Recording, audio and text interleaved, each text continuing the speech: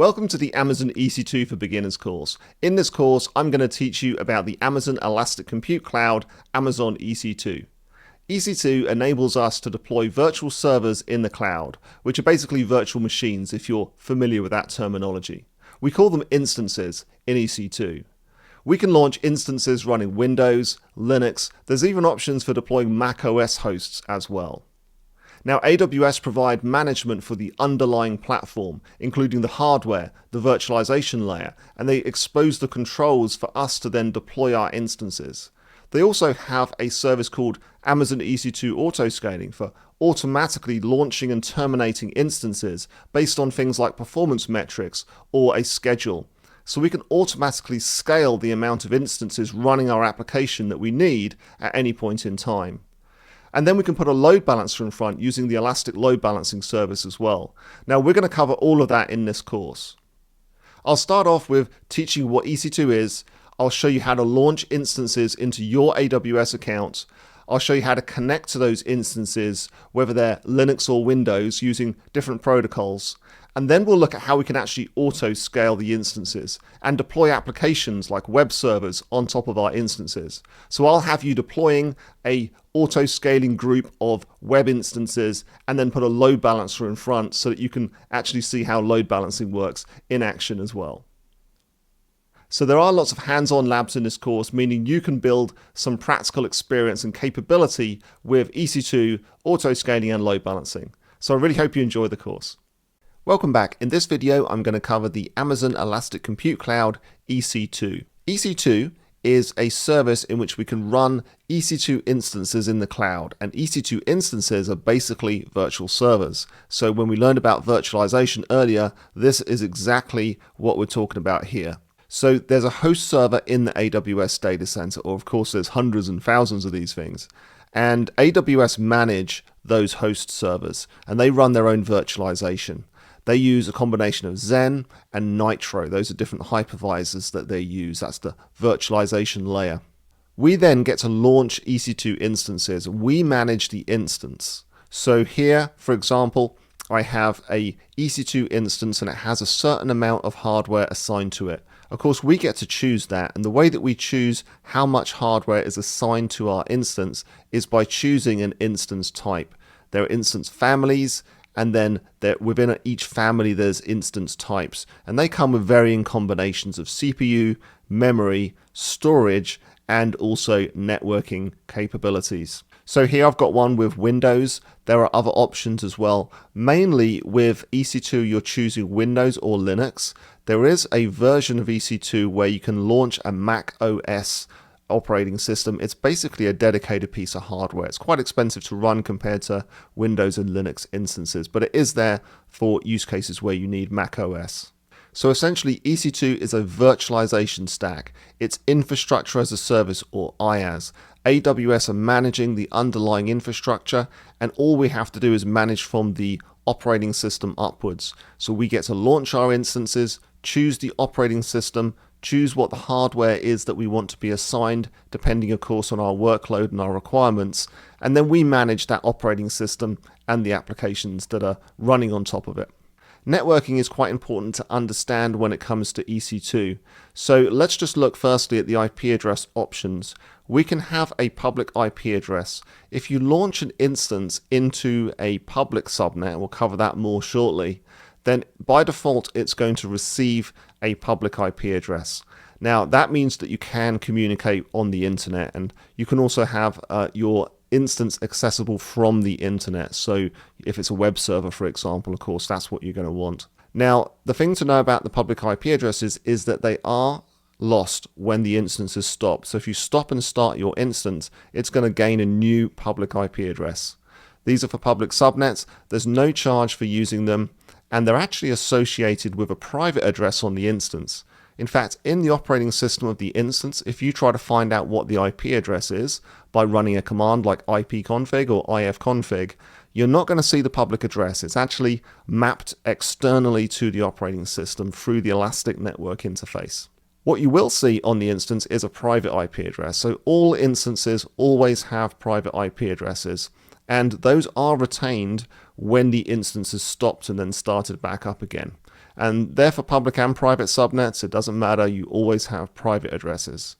The third type of IP address is the elastic IP address. This is a static public IP address. So if you need a static public address, then this is what you need to use. Now, you are charged if they're not used. So if you have an elastic IP address, but your instance is not running or it's not associated with an instance or a load balancer, then you are actually imposed a small hourly charge. Also, even while your instance is running, if you have more than one elastic IP address associated with it, you do pay for those additional ones as well. Now, these are, again, like the public IP, they're kind of externally mapped through the elastic network interface. So your operating system still has to have the private IP address, and there's an association between the two. These can be moved between instances and elastic network adapters as well. Okay, so let's have a look at public and private deployments. Here we have a VPC with an availability zone, and we have a public and a private subnet. When we launch our instances, we can choose which subnets in which availability zones we want to launch them into. So here I've launched one in a public subnet. So it's going to have either a public IP or an elastic IP associated with it. We then have something called an internet gateway. This is attached to the VPC. The internet gateway is the pathway out to the internet. Now, subnets have route tables associated with them. This one here, you can see it has a local route. That's for the overall IP address range for the VPC. Okay, that's called the CIDR block. So this is the CIDR block of the VPC, and what this means is that any connections to any IP addresses within this range are going to be routed internally within the VPC, locally. Then everything else, the all zeros means everything else, is going to go to the Internet Gateway ID. That's going to actually map to a specific ID for the individual Internet Gateway that's associated with this particular VPC. So now the instance can communicate via the Internet Gateway out to the Internet. Now, because this is an instance in a public subnet, we can also connect from the Internet to the instance. So if it's a web server, for example, then computers on the Internet will be able to communicate with it, and they come in through the Internet Gateway. Now, we can also launch our instances into private subnets. When we do that, they won't have any internet connectivity at all by default, and they'll only have private IP addresses. There are no public addresses assigned in a private subnet. Now, that's good for many use cases. We want to use this as much as possible. We want to deploy our instances into private subnets whenever we can, even if they're public facing, because we can put a load balancer into the public subnets. So that's a topic for later on. But you want to try and use private subnets as much as possible for security reasons. Now, sometimes our instances still need to connect to the outside world. They might connect to a public service, or they might just simply need to download some updates from the internet. For that, we can deploy something called a NAT gateway. This is an AWS managed device. The private subnet will have a separate route table because we don't want to have the Internet Gateway ID in the route table that's associated with the private subnet. So we always create separate route tables for the private subnets. And now what we're going to do is say that everything else, so everything outside of the local address range, is going to go via the NAT gateway. So then what happens is the instance is going to connect using private IP addresses to the NAT gateway, but the NAT gateway also has an elastic IP, so a public IP address, which allows it to communicate with the outside world. So the outbound traffic can now go via the NAT gateway, but there's no inbound connectivity allowed to the EC2 instance. NAT gateways only allow outbound traffic. Okay, so those are a few fundamentals that are important to understand. Of course, the next thing to do is to go and start launching EC2 instances to see this service in action. In this lesson, I'm going to show you how to launch virtual servers on AWS using the Amazon EC2 service. And we're going to launch a Linux instance and a Windows instance. So when we're launching EC2 instances, we need to first select our instance type. So there's lots of different instance types, and of course they come with varying amounts of CPU and memory and storage as well. So we're going to pay depending on the amount of those resources we require. For most of the lessons in this course, if not all of them, we're going to use the T2.micro. This is a general purpose EC2 instance type, and it's within the free tier. So the instance type defines the hardware profile and therefore the cost. We also need to select an Amazon machine image. The AMIs define which operating system we want to use and how it's being configured. It might have, for example, an application pre-installed on it. You can choose an AMI that has Windows with a Microsoft SQL Server database installed, as an example. So the AMI defines the configuration of the instance, including the operating system and any software that's installed, and how the virtual drives, the EBS volumes, are defined. Now, these are backed by what's called a snapshot. So the actual data is stored in a snapshot. Snapshots are actually taken from live instances as a kind of backup. And then we create an AMI from them, and we can keep launching more instances that are the same as the original. So a snapshot is a point-in-time backup of an EC2 instance. Once we've done that, we can create our own customized AMIs. So for example, we might launch an existing AMI, we might make some customizations to it, and then create our own AMI that we can then launch instances from later on. So that's a little bit of theory. Let's head over to the console and start building this out. I'm back in the management console. I'm going to type EC2, add it to my favorites, and then click on EC2. Okay, so now on the EC2 management console, we've got a little bit of information here. We've got on the left-hand side, we've got all the various different features, and we can start going and working with resources by clicking on one of those. On the main page here, we just get some summary information as well. There's a nice tile on the top right-hand corner here, which tells us how much of the free tier usage we've actually used. So that's very useful. So what I'm going to do is click on Launch Instance. This is the same as going to Instances here and then clicking on Launch Instance. But I'm just going to use the button on the screen here. So now I can name my instance if I want to. That's optional.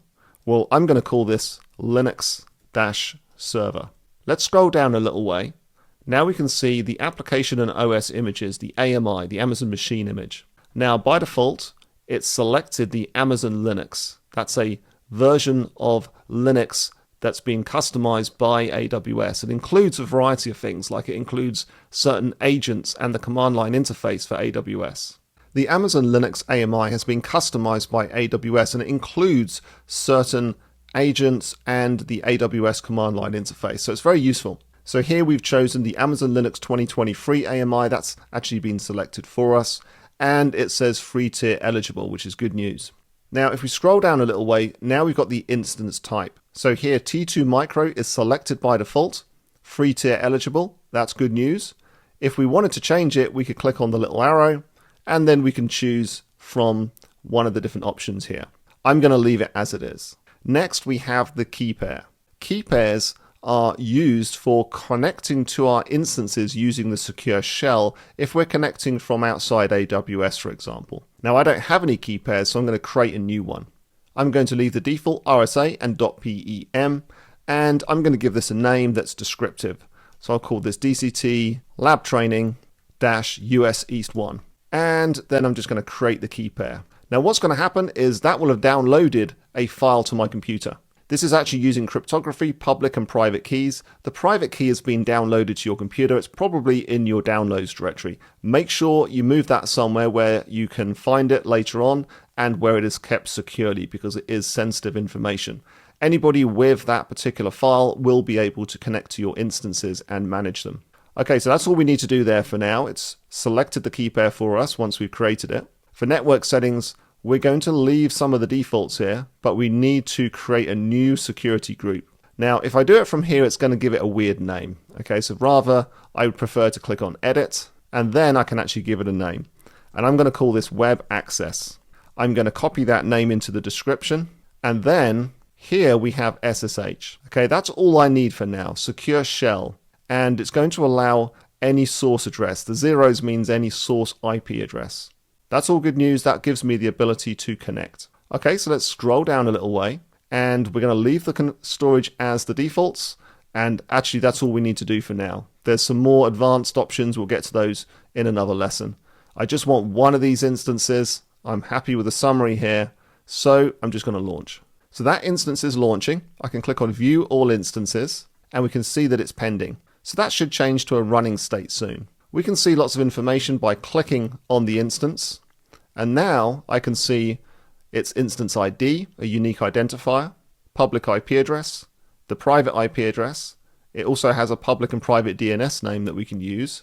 And there's various different tabs for monitoring information. We can see the security group we assigned. So that's essentially the firewall that's allowing access on port 20 in this case. There's lots of networking information. We can see it's in the US East 1D availability zone. And this is going to have been deployed in our default virtual private cloud, which for now is fine. We'll get onto some more details about that later on. So that is now running. That's great. Let's launch another instance. I'll call this one Windows Server. And we're going to scroll down here and choose Windows. Now, by the way, you'll notice there's this Browse More AMIs. Let's see where that takes us. If I click on Browse More AMIs, we've got the Quick Start AMIs, we've got My AMIs. If we have our own custom AMIs, they'll be in here. There's Marketplace AMIs. So now we've got lots of AMIs that include various software like VPN servers, backup and recovery software, networking, firewalls like Palo Alto, Splunk Enterprise, and so on, built into the instance. And typically you'll pay a higher rate for these because the software charges are going to be included. That's not always the case, but that's sometimes the case. And then there's community AMIs, which people in the community have created and shared for everyone else to use. And in fact, I'm going to cancel out of that one, come back to here and just click on Windows. And it chooses for me the Microsoft Windows Server 2022 base. That's great. Again, it's going to be a T2 Micro. For the key pair, it's very important for the Windows instances that we select this. We don't always need to assign a key pair for our Linux instances because we can often use a service called Cloud Shell to connect to them if we want to connect using the secure shell protocol, which I'll show you in another lesson. However, for Windows, in order to retrieve the password, we have to have a key pair assigned. So select the key pair name. Under Network Settings, we're going to select an existing security group and choose Web Access. Now in this case, Web Access does not have the rule that we need to connect to Windows at this point in time. So we're going to have to go and edit that in a moment. So that's all I need to do. I can click on Launch Instance, and now I'm going to have my Windows instance up and running shortly. Let's go back to check it out. If I refresh the page here, we can see two different instances.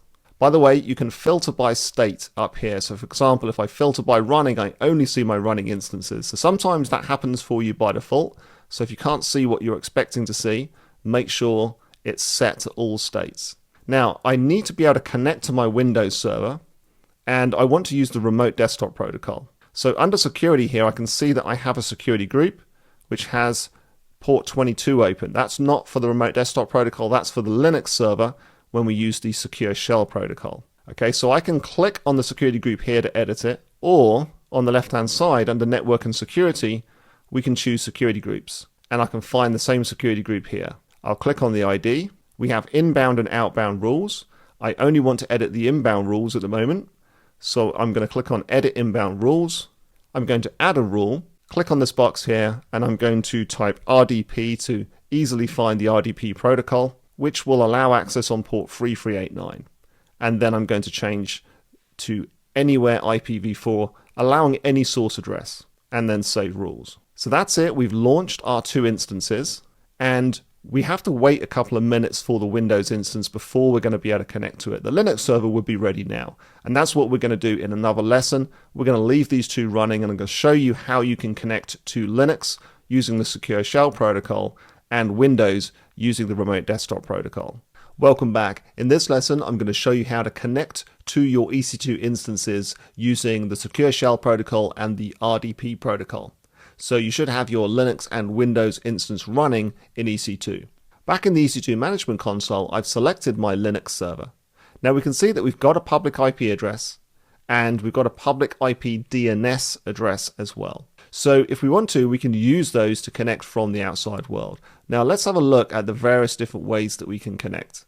If I click on Connect with the instance selected, we can now use the EC2 Instance Connect. That's what we're about to use. Or we can use Session Manager.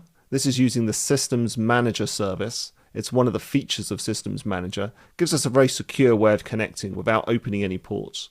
We've then got the SSH client. So if you wanted to connect from your home computer, this is what you could use.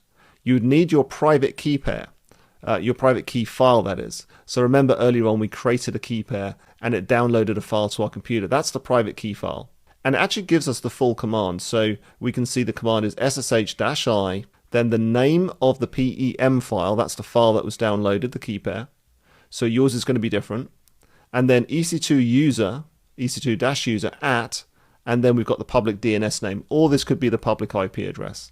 That would be the full command that you would need to connect from your home computer. Now, I recommend if you're using Windows, you do install an SSH client. It is a feature of Windows, so you just have to Google how to do that for your particular version of the operating system. If you're on Mac, for example, you'll always have an SSH client installed. Same with Linux. Now, what we're going to use today is EC2 Instance Connect. Here, we're going to connect using EC2 Instance Connect, the connection type on the left. The right-hand one is for where our instances are within a private subnet, and we have to create something called an endpoint first. But our instances have been launched into the default VPC, which by default has public subnets only. That means they have public addresses, and we can connect to the instances directly from the internet. Now, the username has been specified as EC2-user. That's correct. I'm going to leave that as it is. And let's click on connect. I'm now connected to the command line on my EC2 instance. If I run something like ifconfig, it shows me the IP addresses associated with the instance. I should be able to ping google.com and get a response. And that proves that I can actually connect. And then I have to hit Control-C, by the way, to stop that. Otherwise, it will just keep sending those ping requests over and over again. So that's good. That will work successfully. Now, if you do have any issues here, if a little red banner comes up saying it can't connect, there's two main things which you need to check. Firstly, you do need to have a public IP address. Secondly, your instance must have the port 22 open in its security group. So click on security, port 22 with the source should be all zeros. That's any source address. That's what that actually means. Okay, if you've got those two things selected, then Instance Connect should definitely work with the Amazon Linux AMI. Okay, so that's Linux. Very, very easy to connect. And now we're free to manage this server from the command line. So next, let's move to Windows. For Windows, we're going to select the server. We're going to click on Connect. The options are slightly different now. There is an option for Session Manager for remote PowerShell on the command line. But we're going to use the RDP client. So that's the Remote Desktop Protocol. What we have to do here is we can download the remote desktop file, and that's going to download a file to our computer, which we can utilize, or we can add the information directly. For this exercise, you will need an RDP client. That's a bit of software on your computer. If you're using Windows, it's easy. There's always an RDP client installed. If you're using Mac like I am, then you have to download and install it, but you can find an RDP client on the internet. So just search for RDP client Mac, and you'll be able to find some software to install. What I need to do is get the password for login. Okay, so we're going to do that in just a moment. Firstly, I'm going to copy the public DNS name. We can see that the username is administrator. Okay, that's fine. Now with my remote desktop software, I'm going to click on Add PC, enter this as the PC name, and click on Add. Okay, so now it's ready to go. And what's going to happen is I'm going to connect, and it's going to ask for the username and password. Now we need to go and retrieve the password first. So I'm just going to cancel out of here until I've got that information. To retrieve the password, we click on Get Password, and now we need to upload the private key file. So I've uploaded my private key file. That's the one that I downloaded in a previous lesson when we created that key pair. Okay, you can select the file and it's going to download all the contents for you. And then we can click on this option, Decrypt Password. And I can see the password. I know that the username is administrator, so I'm just going to copy the password. And back in my RDP client, I'm going to double click, put in the administrator username, put in the password, and then continue. And let's continue again. And that should connect me to the desktop of the server. And there we go. I'm being logged into the desktop of a Windows server on AWS. So here we are. We have the Windows desktop. This server is now ready to administer. Now, as with the Linux server, we need to have a certain port open for all this to work. So if it failed, again, you can go back and check by clicking on your Windows server, selecting security, and checking that security group. And you need to make sure that you've got port 3389 open, and the source has to be from anywhere. That's the Remote Desktop Protocol. So that's basically it. We've now launched 2 virtual servers in the cloud running Windows and Linux, and I've shown you how to connect to those instances so you can administer them. I've finished with my Windows instance, so I'm going to go ahead and terminate the instance. So up in the top menu here, you can choose Instance State. You can stop instances, and that means you're not going to pay for the running compute and memory. You will still pay for the storage that's allocated to this server. You can reboot instances, and of course you can terminate instances as well, and that essentially deletes them. When we click on terminate, we'll find that the instance changes to a terminated state fairly quickly, and then it will stay in the console here for a while. Don't worry about it, it will disappear after a little while. The other thing that we can do in terms of administration under actions, there's a variety of other settings, and we're going to go through many more of these as we go through the course. But for now, I'm leaving my Linux server running. Hey guys, and welcome to this lesson. So in this one, I'm going to talk about access keys and IAM roles, two different ways that we can actually supply permissions to Amazon EC2 instances. So let's see how this looks. So here we have an instance in a public subnet, and AWS CLI has been configured with access keys because we want to work with an S3 bucket from the command line on this particular instance. Now, the actual access keys are associated with an account. So whichever account created the access keys, that's the account they're associated with. And they pick up the permissions assigned to any permissions policies assigned to that IAM user. So essentially, through this IAM user, we've created access keys. We've configured the command line interface on the instance with those access keys. So now whatever commands we run on that instance will have the same permissions as that user would have. So now we've found a way to give our instance permissions. Problem is, when we use access keys, these are long-term credentials, and we want to try and avoid using them as much as possible.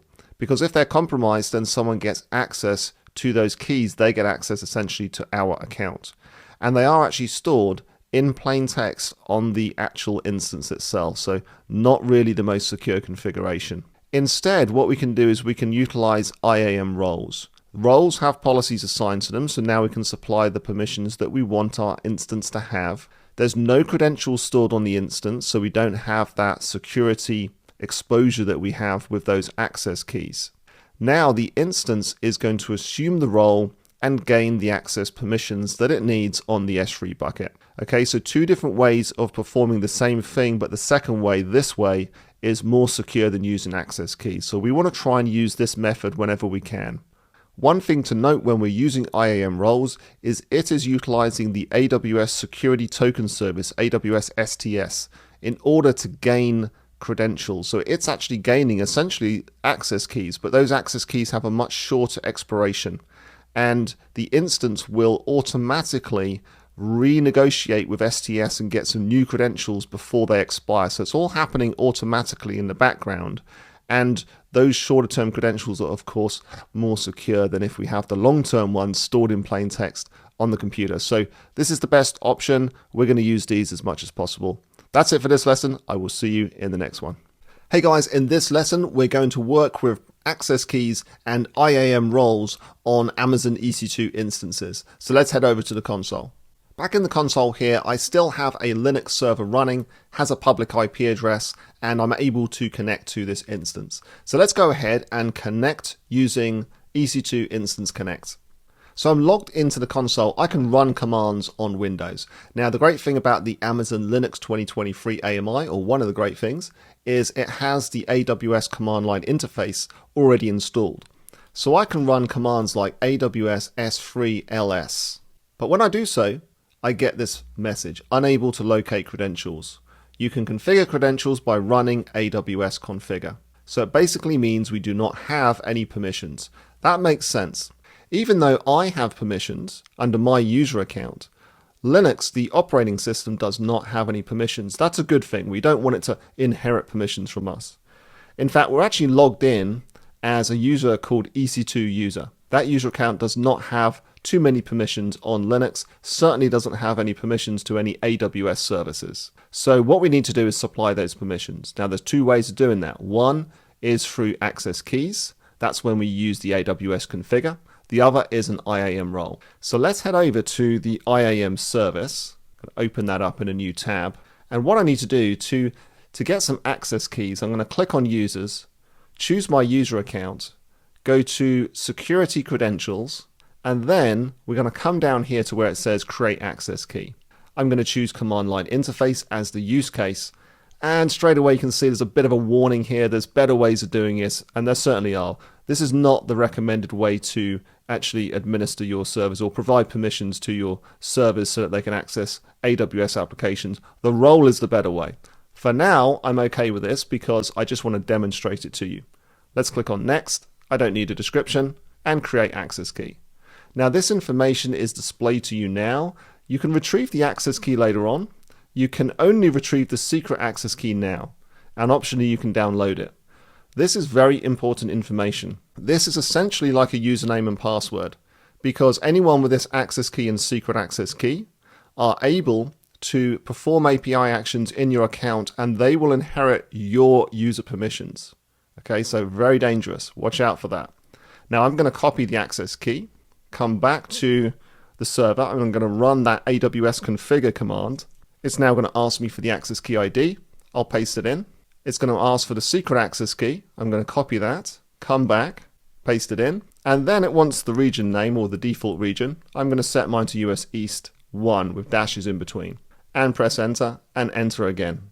So now let's try and rerun that command from earlier, AWS S3LS, and no response there. That actually means that we didn't get an error. That's good news. Okay, so that just means we now have permissions. In fact, I can run a service like AWS S3 MB to make a bucket. This will create a container. I'll call it my bucket, and then make it unique with a bunch of random characters. That creates a bucket, which is basically like a folder that you can store data into. So now when I rerun that command, it actually comes back with a response, and it shows me the buckets in my account. So that's just proven that we now have access to AWS services. Sounds good. However, there are some security problems here. If I change directory to this weird directory path, we can see, and by the way, that's the tilde /.aws. And now we can see these two files, config and credentials. Interesting. What's in those? I'm going to use the cat utility. So cat config. And in here we can see some of that information I entered when I ran AWS configure, the default region that we specified. But what about the other one, cat credentials? Ooh, now I can see my access key and my secret access key. Remember, this is highly sensitive information. It's there on the hard drive of this computer. It's there in plain text for anyone who can get into this user account. If there was some kind of compromise of the server and they found this, they've now compromised your entire AWS account. So it's not really very good. Here's what I'm going to do. I'm going to change directory up a level. Okay, so now we've got those two commands. Let me just clear screen. So now I'm back in my user directory. I am going to run rm-rf /.aws/star. Okay, so that's removed those credentials. Let's rerun AWS S3LS. Okay, no credentials, they're gone. Now let's do it the better way. Let's go back to IAM, and we're going to use a role. Now I've actually shown you my access keys, which is not very secure, of course, because that's very sensitive information. So what we can do with our access keys is we can always deactivate them, and after you've deactivated them, you can delete them. Okay, so now it's no use to anyone. So let's just copy this into the confirmation, delete. Now my account is secure again. So let's go to roles. We're going to create a role for EC2, and here we're going to choose the AWS service this time. So under use case with AWS service selected, I'm going to type EC2, choose EC2, and then I'll leave the default option, click on next. Now I need to supply some permissions. Let's provide S3 read-only access. It's a useful permission to have. I'll call this one S3 read-only. And then let's just scroll down. We can see a couple of things here. So the trust policy, very important. Remember, the trust policy with a role defines who is allowed to assume the role. Who is able to perform this action, STS assume role. Who or what? In this case, it's a service. So it's the principal is a service, and it's EC2. And when EC2 assumes this role, it will gain these permissions. So let's create the role. That's done. Now we need to go back to EC2, select the instance, go to Actions, Security, and modify IAM role. Now the roles that appear here are the ones that have that trust policy. So we've just got the one at the moment, S3 read only. Choose that option, select Update IAM role, and that's done. That should take instant effect. Let's rerun that command, and now we get our bucket returned. So now we have credentials again, but guess what? There's nothing on the hard drive of this computer. That directory with the credentials in does not exist anymore. I deleted those files. They're gone. My Hard drive is secure. There's no plain text data stored in here for credentials that will essentially supply people access to my account. So much better to use roles which leverage those temporary credentials which don't get stored on the computer. Okay, so that's it for this lesson. I will leave that role where it is because it is useful. Sometimes we'll use it in other labs. But I'm finished with this particular Linux server, so I'm going to terminate this instance. And that's it, we're all cleaned up. Welcome to another hands-on lesson. In this lesson, we're going to launch an EC2 instance using user data. The user data is going to install a website on the server. So user data is a way that we can supply lines of code that are executed in the form of a script as the instance is launching for the first time. This only ever happens the first time the instance actually launches. Here we can see a simple script that's going to install a web server on this EC2 instance. So the code is run when the instance starts for the first time only. Then the instance is launched, the user data has run, and so a website is installed. User data is limited to 16 kilobytes, but that's quite a lot of room to run some code as we launch our instance. Batch and PowerShell scripts can also be run on Windows instances. What we're going to do is go over to the console and we're going to launch a Linux instance with some code that's going to install a customized web server.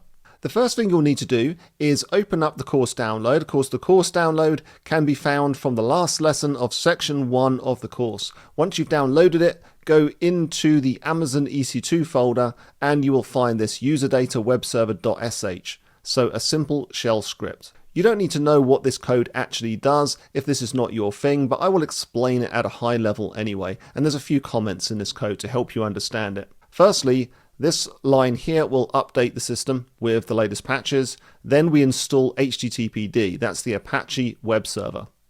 Then, using the system control, we're going to start the Apache web server and enable it so that it starts again after a reboot.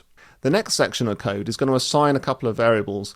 Firstly, token equals here on line 12. What this is doing is it's authenticating. It's gathering an authentication token that can then be used on line 13. The purpose of line 13 is to assign a value to the variable AZ.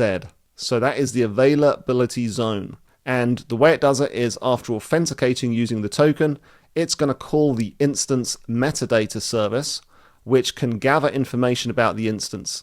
The instance metadata service is always available at 169.254.169.254/latest/metadata. And then you can find certain information by calling various different paths. In this case, it's going to identify the availability zone that the instance is in and assign it to this variable. Then we're going to create the index.html file. So this is the web page that will be displayed when we visit this instance. We're going to set some color and formatting. And then lastly, it has a line here, which is what we're going to see on the page. It's going to say this instance is located in availability zone, and then $AZ is going to resolve to the availability zone of the instance.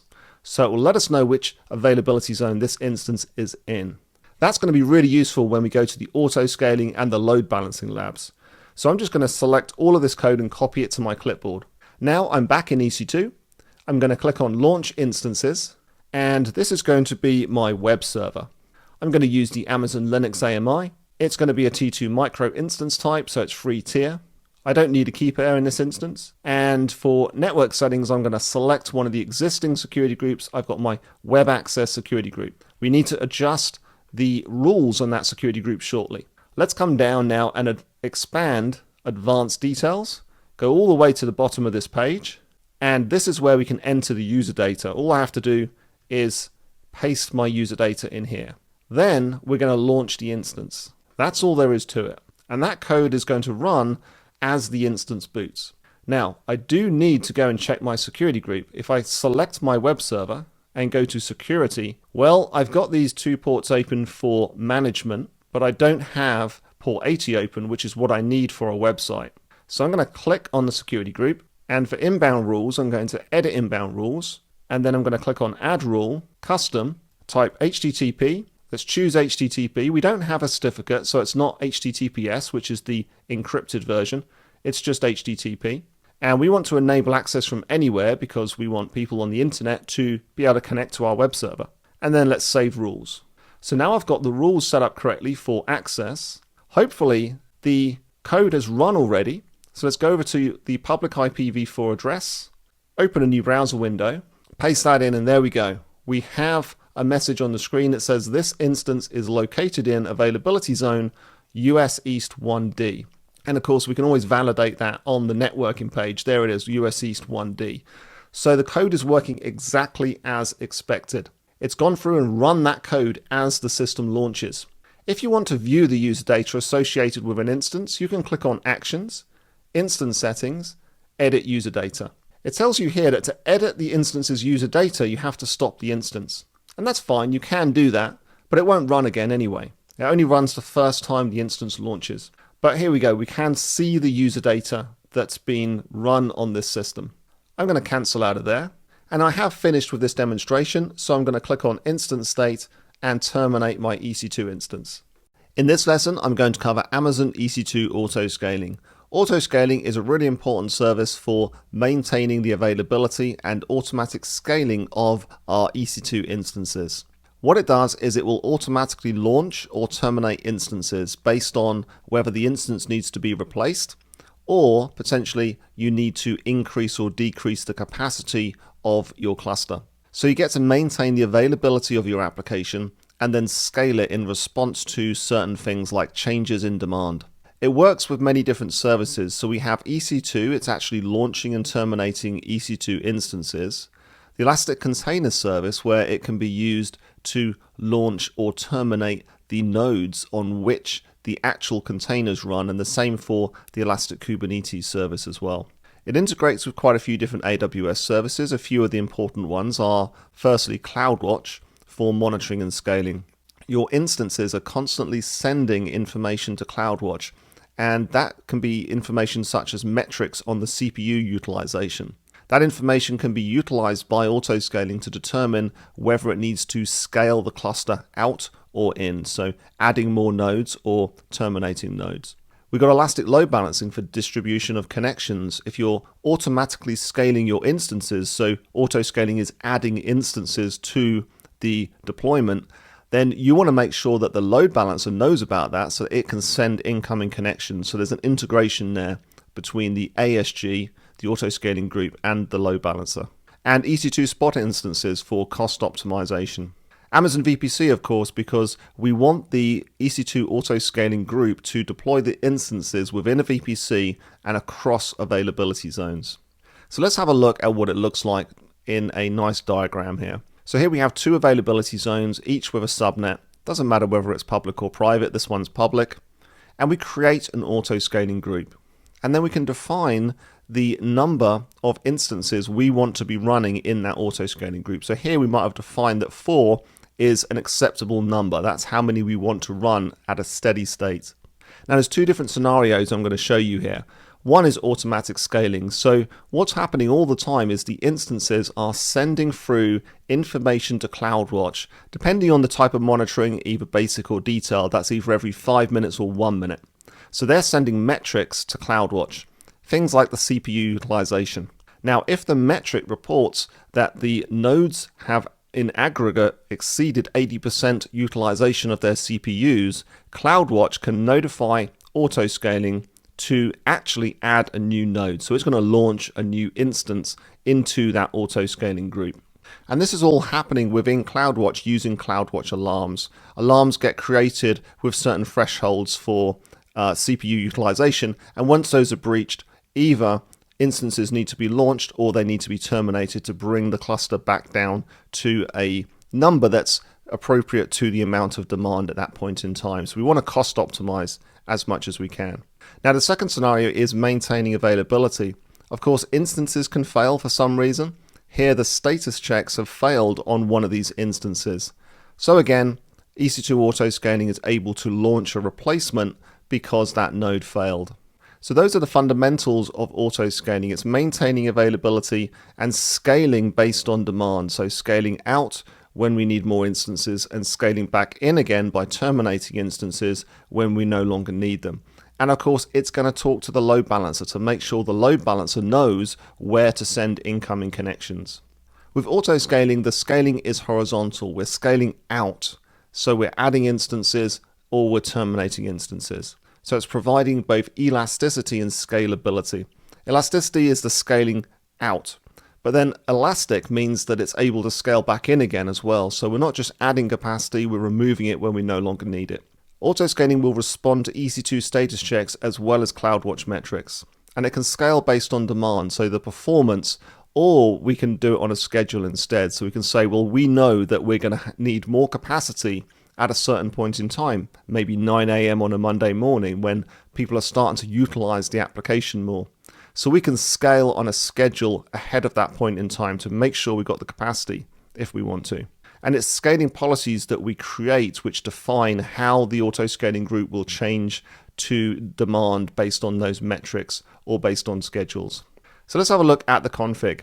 We have something called a launch template. This specifies the EC2 instance configuration. A few of the things that it includes, which are perhaps the most important to point out, is firstly the AMI, so the Amazon Machine Image. What's the operating system and configuration of the software within that operating system that we want to use for our instances. So of course we can create whatever operating system AMI we want with our application pre-configured if we want to, and then auto-scaling is just going to launch many instances that are exactly the same. We choose the instance type, EBS volumes, things like instance profiles for IAM if we need to supply permissions to the instances, and so on. There's also something called a launch config. These are still available. They're older. They've been replaced really by launch templates, which have more options. So generally, we're going to be using launch templates. Now, in both cases, whichever one you use, we then get to configure things like the purchase options, on-demand versus spot for our auto-scaling group. We get to configure the VPC we want to deploy our instances into and which subnets across which availability zones. We can optionally attach a load balancer as we're deploying our ASG or at a later time as well. And you can configure health checks for both EC2 and elastic load balancing. And you get to configure the group size and the scaling policies. You can either statically define how many instances you always want to have running, or you can use the scaling policy then to either adjust dynamically or on a schedule. A few more key facts. So health checks, these are really important. We've got the EC2 health checks that the auto-scaling group makes. That's essentially an integration into the EC2 status checks. So it's looking at what's coming through from the EC2 status checks. Is the system okay, or is it impaired in some way? We've then got the ELB health checks. These are used in addition to the EC2 status checks. And this just means that we're also able to receive information in the auto-scaling group about what the load balancer is seeing happening. So the load balancer is also doing its health checks to the instances. If they fail, it's going to report that information back to auto-scaling so it knows that it should terminate and restart that instance. We've got something called a health check grace period. This is how long to wait before checking the health of an instance. So we don't want the health check to start too quickly. If, for example, we're running some kind of bootstrap scripts or we're installing some applications and maybe the application's not quite ready yet. So we can give a little bit of a grace period to allow the system to come up once it's been launched and become operational. So auto-scaling doesn't act on health checks until that period expires. So we have different types of auto-scaling. We've got manual, that just means you're going in and manually making changes to the ASG size, so the number of instances you want deployed in the auto-scaling group. Or we have dynamic, and that automatically scales based on demand. So now we're looking at those CloudWatch metrics. There's something called predictive as well, which uses machine learning to predict what it thinks is going to happen based on what it's seen in the past. And then lastly, you've got scheduled, where you're scaling based on a schedule that you define. So when you expect you're going to need more or less capacity. Welcome to this hands-on lesson. In this lesson, we're going to create an auto-scaling group for Amazon EC2 instances. To perform this exercise, we're going to need the user data for installing a web server. Now, this user data is in the course download, last lesson of section 1, and in the Amazon EC2 folder, it's called user data web server.sh. Now, this user data is going to install the Apache web server, and it's going to set a custom web page which tells us which availability zone the instance is in based on a variable that we set in the middle of the code here. So I'm going to copy all of this user data. This is going to be used for our launch template so that all of our instances which will be across different availability zones, will have a slightly different web page that tells us which availability zone they are actually deployed into. Now back in the EC2 management console, the first thing I need to do is create something called a launch template. The auto-scaling group uses the launch template. This defines the settings that we want to use. So I'm going to click on Create Launch Template. I'm going to give this a name, My Web Server. Let's scroll down a little way. For application and OS images, I want to choose Amazon Linux, the Linux 2023 AMI. Then for instance type, I'm going to select T2 Micro. For key pair, I'm not going to include one in the launch template, that's fine. For security groups, I'm going to select Web Access, but I'm not going to change any other settings. Where the instances are deployed is going to be configured in the auto-scaling group in terms of the availability zones. Then I'm just going to scroll to the bottom, go to Advanced Details, scroll all the way down, and simply paste in my user data. And then I can create my launch template. So let's click this button, and there we go, that's ready. Now I'm going to click back up to EC2, scroll down, and on the left-hand side, click on Auto-Scaling Groups. Here, I'm going to click Create Auto-Scaling Group. I will give this a name, ASG1. And now I need to select the launch template that I want to use. And of course, this is going to define what's run when the auto-scaling group scales. Which AMI, which instance type are we going to use? It's going to run the user data every time it launches an instance as well. So now I can click on Next. On this page, I'm going to leave the default VPC selected, and I'm going to choose two availability zones. These are both public, US East 1A and US East 1B. Scroll down, click on Next. We don't have a load balancer at this point in time. We're not using the VPC Lattice service, so we can just scroll down and click on Next. I'm going to set a static capacity. Desired is going to be 2, min is 2, max is 2. So this is how many instances we want running. I'm saying I want 2 instances to be running at all times. Minimum is 2, and maximum should be 2 as well, in this case. Later on, we'll have a scaling policy. Then we can set automatic scaling, and then we need to change the maximum at the very least, so we've got some room for the scaling to happen. I don't want to set a scaling policy right now. I just want 2 instances running, and that's it. So I can scroll down, click on Next, Next again, scroll down, and we're ready to create the auto-scaling group. The auto-scaling group is deploying now, and we can see it's telling us it's updating capacity. It tells us the desired capacity, and we can see which availability zones we enabled for the auto-scaling group. That's where it's going to launch the instances. By default, it will spread the instances across the available availability zones. So here we should have 1 in each. If I click on the name of the auto-scaling group and go to Activity, we can actually see what's going on. It's a useful place to come to have a look at what's actually happening. So we can see that 2 instances are being launched. They're not yet in service. So that's going to take a couple of minutes. If I click back up to EC2 and go to Instances, here we go. I've got my 2 instances here running. So this was a previous one from another lab. It's the 2 running ones that have just been launched across US East 1A and US East 1B. We need to make sure that we have port 80 open. And I certainly do in my security group. So I've got port 80 from anywhere, which means that once the user data is run, I should be able to connect to the public IP address and view the web page. And it should tell me the availability zone of the instance, which for this one should be US East 1A. Let's try that out. There we go. It tells us it's in US East 1A, so that's great. So that's launching correctly. That's all I want to do right for now, is to set the auto-scaling group to launch 2 instances. They're across 2 different availability zones. Of course, you can enable more availability zones if you want to, and increase the number of instances that are launched. Now, under auto-scaling groups, if we click on the auto-scaling group again, we can see the activity, so that's been successful now, so that's all good. If we go to automatic scaling, in here we can create dynamic scaling policies, predictive scaling policies, and scheduled actions. There's instance management, where we can take instances in and out of service, for example, set them to standby, set scale-in protection so this instance is not terminated. We can look at some monitoring information, and we can enable certain auto-scaling group metrics collection. That will collect more information about all of the instances in the auto-scaling group rather than having to view that information individually for each instance, which you can do on the monitoring tab, of course. Now, one of the things you can do to test auto-scaling, we set the desired capacity to 2, so it's going to try and always keep 2 instances. Let's go and just terminate one of these instances. Doesn't matter which one. We're just going to go ahead and terminate it.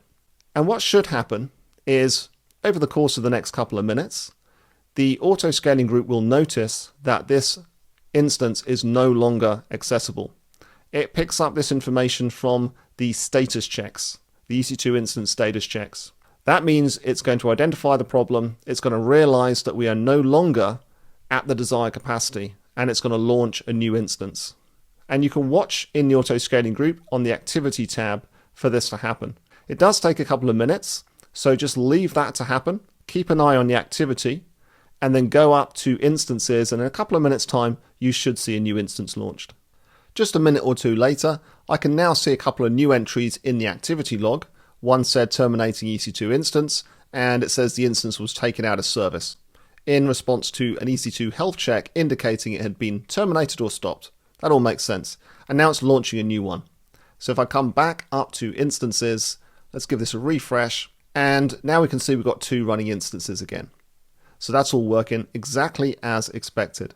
Now that's it for this lesson. I'm going to leave this auto-scaling group running because we will be attaching a load balancer in a future lesson.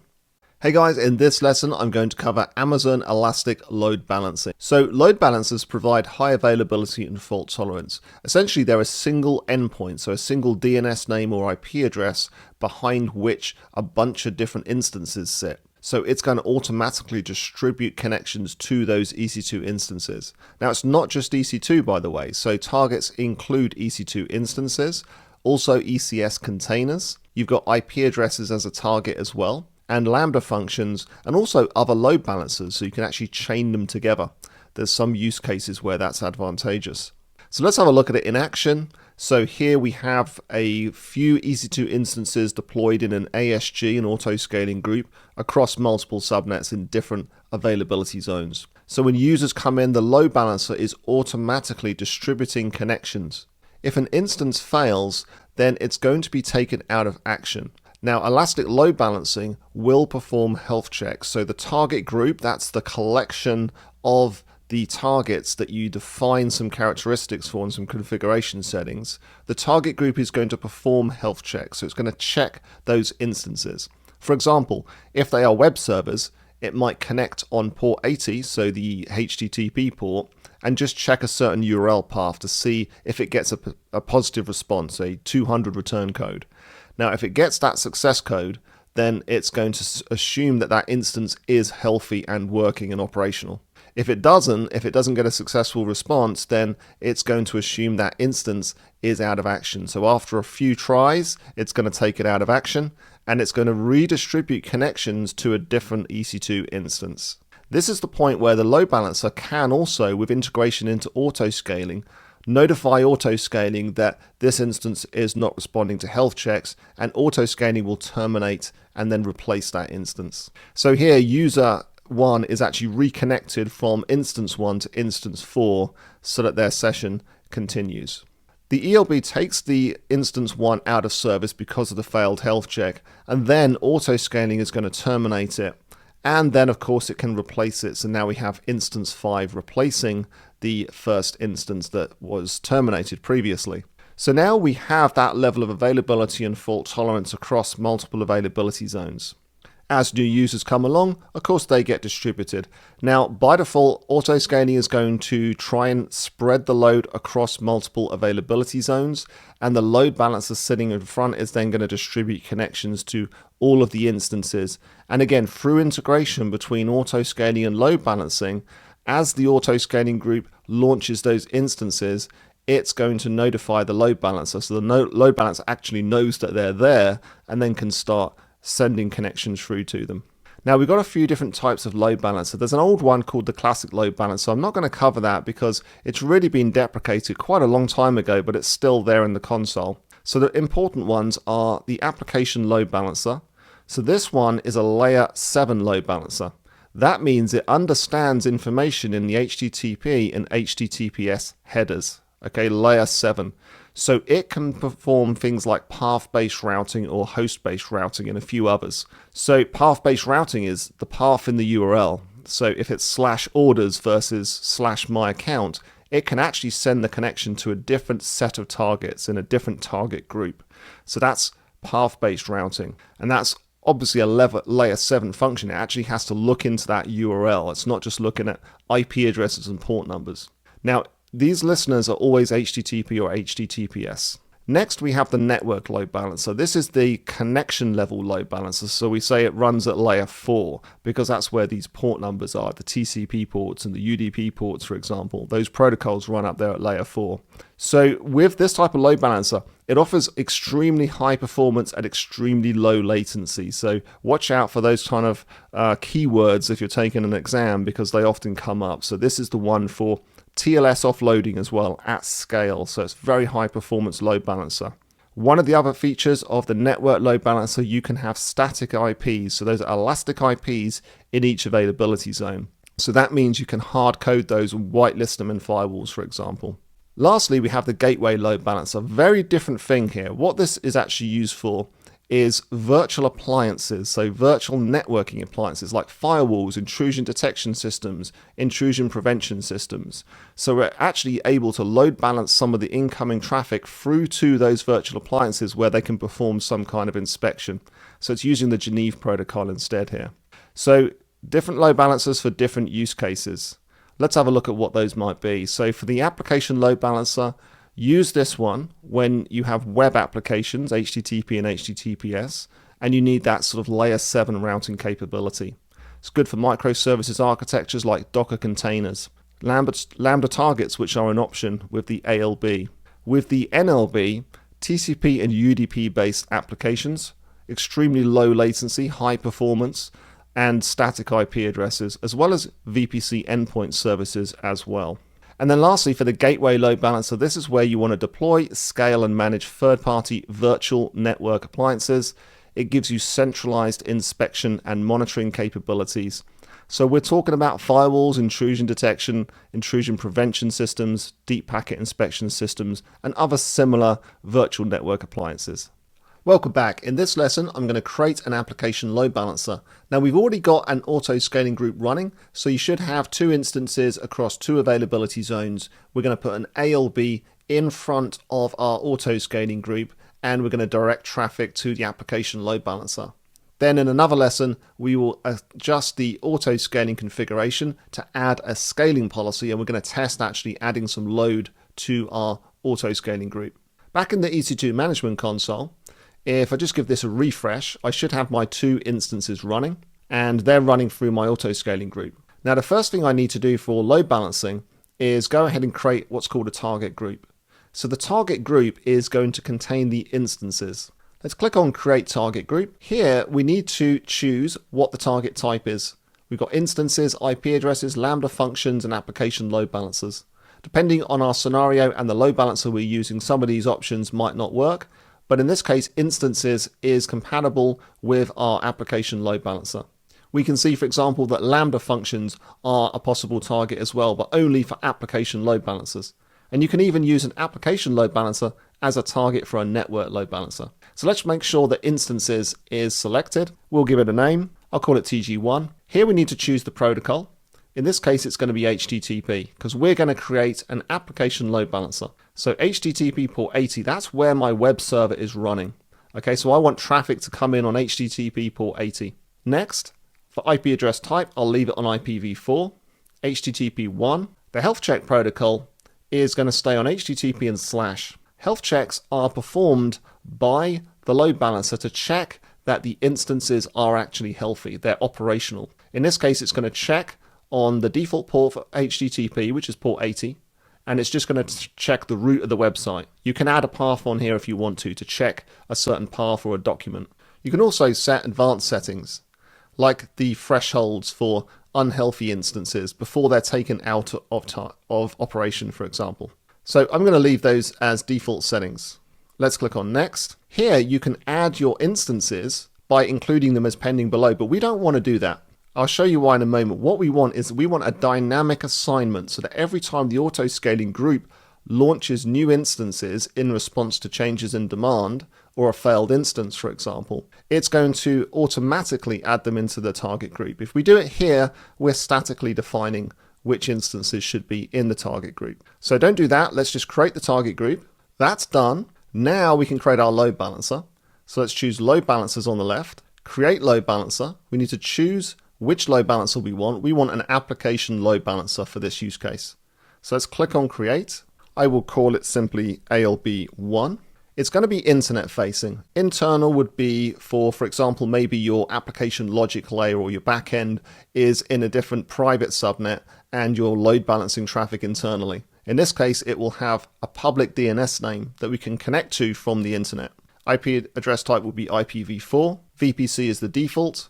I'm going to select the US East 1A and 1B subnets and availability zones because that's where my instances are actually deployed. For security groups, I deselect this option and then add in the web access security group. So not the default, change to your web access security group. Then we have to define the listeners and the routing. Okay, so the load balancer is going to listen on a certain port and protocol.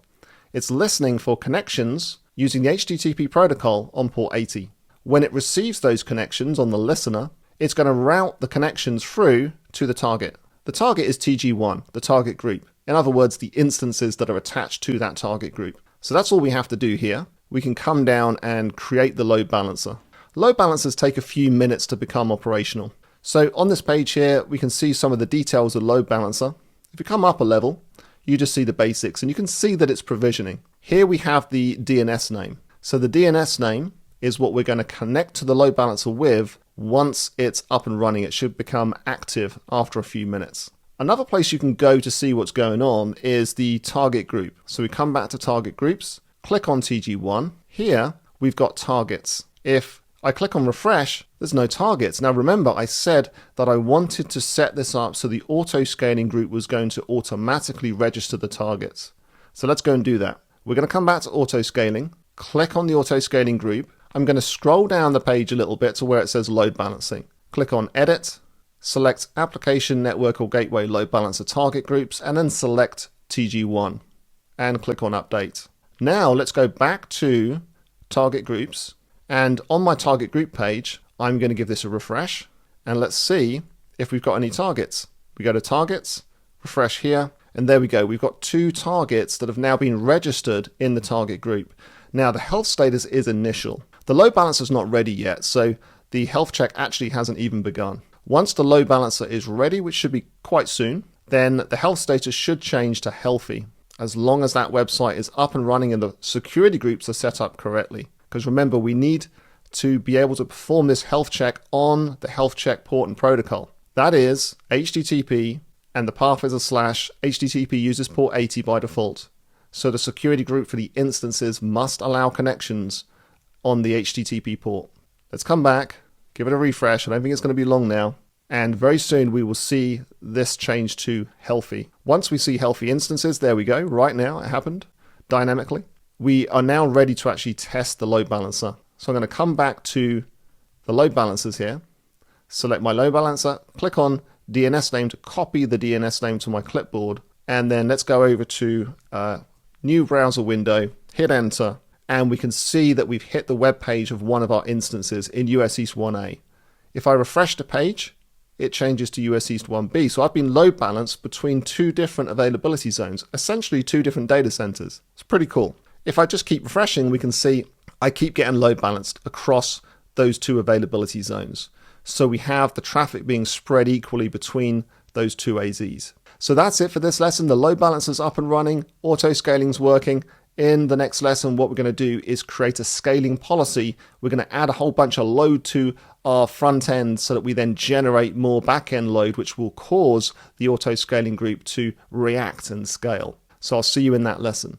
Hey guys, in this lesson, we're going to create a scaling policy so that we can set some dynamic scaling on our auto scaling group and then generate some load and cause it to scale. I'm back in EC2. I have my auto scaling group with 2 instances running. I have a load balancer in front that's running as well, so we can generate connections to the load balancer, and it's currently load balancing us between 2 instances. So what we want to do is adjust the auto scaling group and create a scaling policy. Now there's no point creating a scaling policy when our desired min and max are all the same. Firstly, we have to change that. So in the auto scaling group, I'm going to click on edit, and I'm going to increase my max desired capacity to 4. Okay, so now I have 4 instances are going to potentially run. And let's click on update. Now also, I want to make sure that we spread these across more availability zones. So I'm going to edit network here, and I'm going to add in US East 1C and US East 1D. So now I've got even better high availability. But I also have to do the same thing for the load balancer. So on the load balancer front end, we can select the load balancer, click on network mapping, and then click on edit subnets on the right hand side here. So we need to make sure that the load balancer is also going to distribute connections to US East 1C and 1D, and then we can save changes. So now we've adjusted the load balancer and the auto scaling group's networks. The next thing to do is go to automatic scaling, and we're going to create a dynamic scaling policy. So I'm going to click create dynamic scaling policy. Here we have some different options: target tracking, step, and simple. I'm going to leave the target tracking scaling selection, and rather than CPU utilization, I'm going to change it to application load balancer request count per target. That's the number of connections that are reaching the targets. I'm going to select my target group. I'm going to leave this value at 50. So 50 connections per target. If we exceed that number, it's going to start scaling. And then I'm simply going to create this scaling policy. So that's ready. Once we've created the scaling policy, if we head across to the Cloud Watch service, we will see that it's created some alarms for us. So we head into Cloud Watch. This is a performance monitoring service. Under alarms here, if we go to all alarms, we can now see these 2 target tracking alarms have been set. It says insufficient data. It hasn't really received enough information yet to have an opinion. Alarm high is going to be triggered when the request count per target is greater than 50 for 3 data points in 3 minutes. That means it's going to scale out, but we've got to wait. We've got to generate load, and then we've got to wait for a few minutes so that those data points come in. Then after a while, as the request count per target gets lower, under 45 for 15 data points within 15 minutes, then it will scale back in again. So it's a bit of a slower, scaling in is a bit slower than scaling out. We want to make sure that we have enough load, then we make sure that maybe that spike in demand is actually over before we scale back in again. So this is all set up correctly. We're ready to scale. What we need to do is come back to our load balancer, and what I'm going to do is just bring this down. I'm going to copy the DNS name for the load balancer. In the course download, in the Amazon EC2 directory, we've got this generate load on ALB markdown file. In here, we have this command. What we need to do is we need to replace this address here. So I'm just going to paste this in. And in fact, I do need to keep the http://. So just pop the DNS name in here. And this is a for loop. What it's going to do, it's going to create 200 connections to the load balancer using the curl command. And we'll just run this several times. So I'm going to copy this whole command, not using these little dashes on either side. So just copy that command. We're going to come back to the console here, and I'm going to use Cloud Shell. You can just do this from your computer as well on the command line if you wish to, but I'm just going to use Cloud Shell. So let's open up Cloud Shell. I'm going to adjust the font size here, make it a bit bigger so you can see what's going on. And I'm going to paste in this command. Let's press enter. So what's happening is it's actually bringing back the web pages very quickly. Okay, it's actually pulling back everything that's on that web page. So we can see lots of connections are being made to the load balancer. So I'm just going to run this command several times. We're generating load. Remember, we have to generate quite a bit of data. More than 50 connections per target. We've got 2 targets, so running this a few times is easily going to exceed that amount, but we have to wait for the collection of 3 data points in 3 minutes. So it's still going to take several minutes. I just keep running this a few times, and then eventually we'll see what's happened, and we should find that we have an alarm that has changed into a alarm state. So at the moment, we see we've got OK for the high. That will change to alarm state at some point soon. So run that a few times, just make sure you keep running that command several times, and then we're going to have a look in a few minutes time and see what's happened. Back on the load balancers page here, I've headed over to the monitoring tab, and you can see this massive spike in requests. So we know that this information is coming in. You can also go to instances as well, and you can have a look at the monitoring tabs for the instances. Here you can see CPU utilization, network in, network out. So we're not exactly seeing requests here, but you can see some of the load that's being generated. Not a huge amount of load because it's very simple to serve that web page. Now, if we go back to the CloudWatch console here, let's have a look. It's still not quite there yet, so I'm going to run this a couple more times, and then we should find that it changes to an alarm state fairly quickly. Okay, here we go. The CloudWatch alarm is now in the in alarm state. If I click on the alarm, we can see some monitoring information here as well, so we can see this massive spike in requests that came in. So let's head back and have a look at the auto-scaling group and see what's going on there. So we come back down to auto-scaling, click on the auto-scaling group, go to activity, and we can see that it's already picked up that change. There's a couple of different entries here about launching a new instance, and that's based on the target tracking alarm high alarm, which has been triggered. And we can see, if we go back to the details here, that now the desired has been changed to 4, so that's automatically been adjusted for us. If we head up to instances, we can see here, let's refresh, we should see that we now have 4 running instances. Okay, these ones are just booting up. We can also go and check if they've been registered into the target group. So target groups, let's refresh here. And they're not quite there yet. In fact, there's a third one. So we've got 1, 2, 3, 4. Okay, let's just see what's happening here. So we've got 1 left that's not quite healthy. Shouldn't take long. And then we should have 4 healthy instances. There we go. We have 4 healthy instances.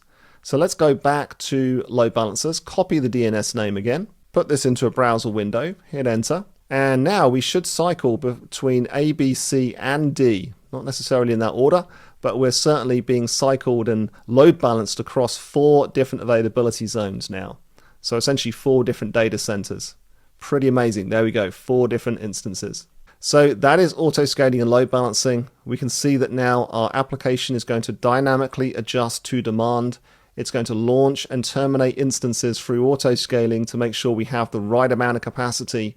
And then the load balancer is automatically going to pick that up and send traffic to those various targets. So I have finished with this lab now. All I need to do is just go and terminate a few resources. So what we're going to do is come back to auto-scaling groups, and I'm going to delete the auto-scaling group. Now what you'll find is that because these instances are associated with a load balancer, it's not going to terminate them immediately. In fact, if we go here, it's going to tell you that connection draining is in progress. So what that does is it just waits to make sure, just in case there's still some open connections to the instances. So that will take a couple of minutes. Don't worry if they don't get terminated immediately. That is normal, but they will be automatically terminated by auto-scaling. If you want to hurry things up, you can go and just terminate them through the instances page as well. The other thing I need to get rid of is the load balancer. These are the 2 things that could end up costing us money if we leave them running for too long. So that's gone. The target group doesn't cost us anything. The instances will be automatically terminated when they're out of service. Okay, we see they're in a draining status at the moment. Likewise, the launch template doesn't cost us anything. It's there if we need to use it again at some point in the future.